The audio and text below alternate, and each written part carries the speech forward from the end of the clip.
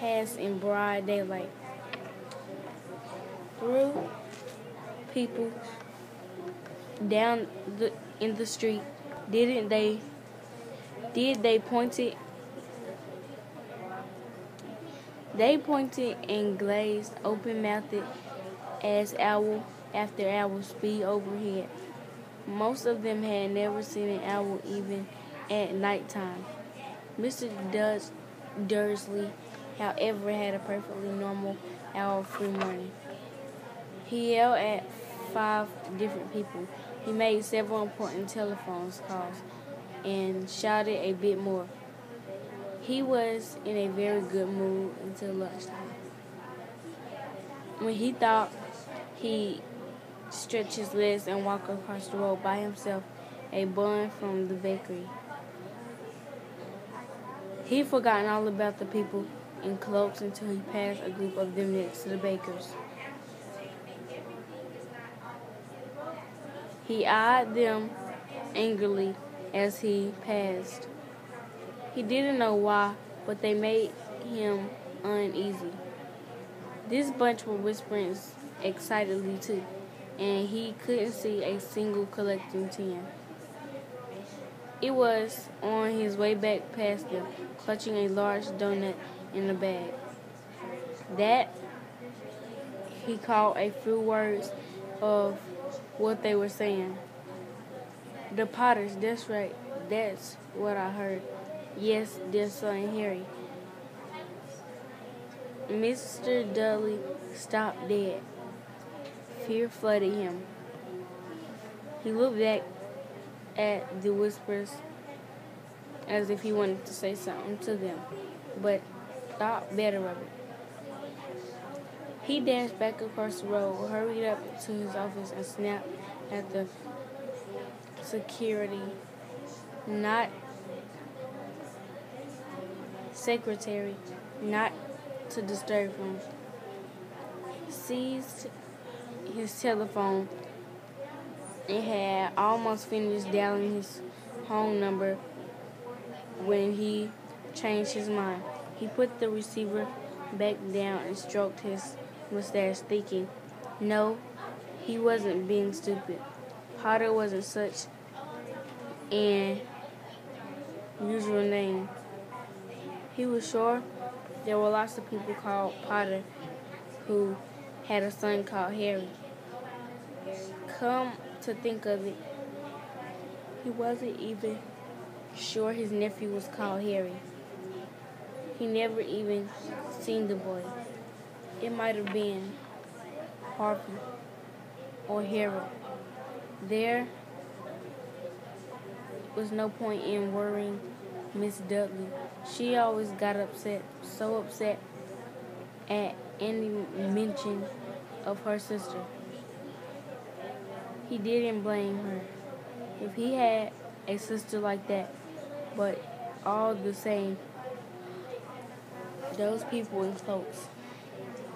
He found it harder to concentrate on drills that afternoon, and when he left the building at 5 o'clock, he was still so worried that he walked straight into someone's outside the door. Sorry, he grunted as the tiny old man stumbled and almost fell. It was a few seconds before Mr. Dudley realized that the man was wearing a violent coat. He didn't seem at all upset at being almost knocked to the ground. On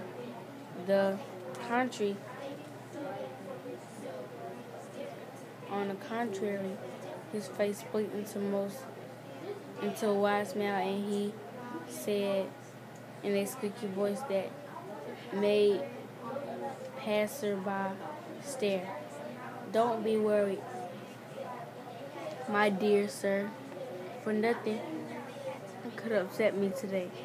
Rejoice, for you know who has gone at last. Even muggles like yourself should be celebrating this happy day." The old man hugged Mr. Dudley around the middle of and walked off.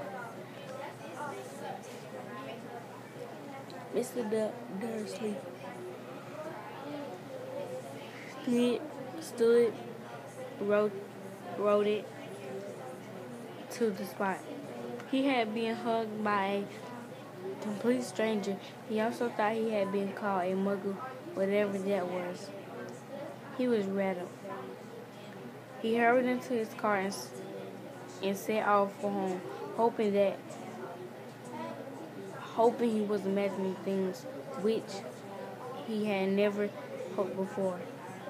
Because he didn't approve the imagination, he pulled in the driveway at number 4.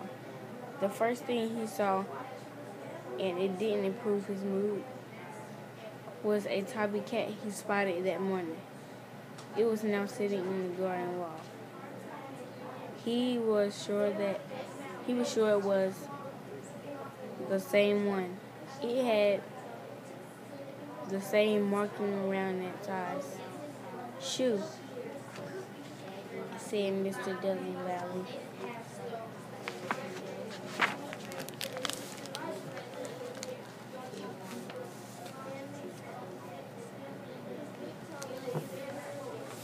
The cat didn't move.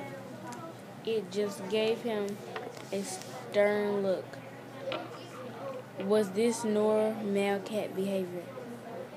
Mr. Dudley wondered, trying to pull himself together. He let himself into the house. He was still determined not to mention anything to his wife. Mrs. Dudley had a nice, normal day.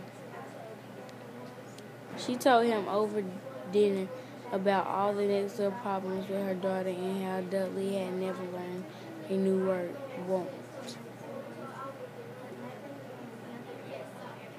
Mr. Dursley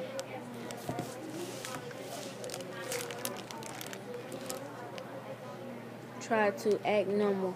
When Dursley had been put to bed, he went into the living room in time to catch the last report on the evening news. His family bird. And finally, bird watchers everywhere have reported that the nation's owl have been behaving very unusual today. Although owls normally hunt at night and are hardly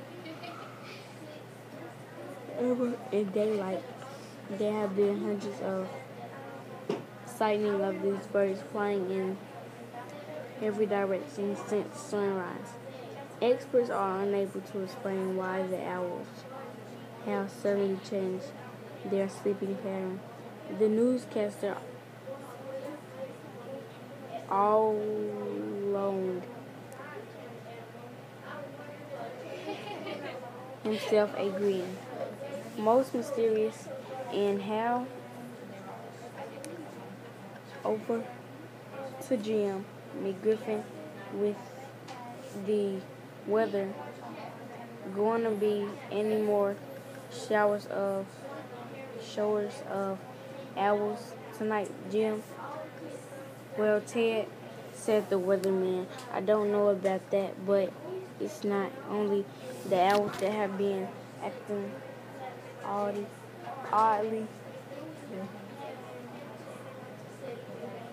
Viewers as far apart as Kent, Yorkshire, and Dudley have been phoning in to tell me that interesting. Instead of the rain I promised yesterday, they have had a downpour of shooting stars. Perhaps people have been celebrating bonfire night early.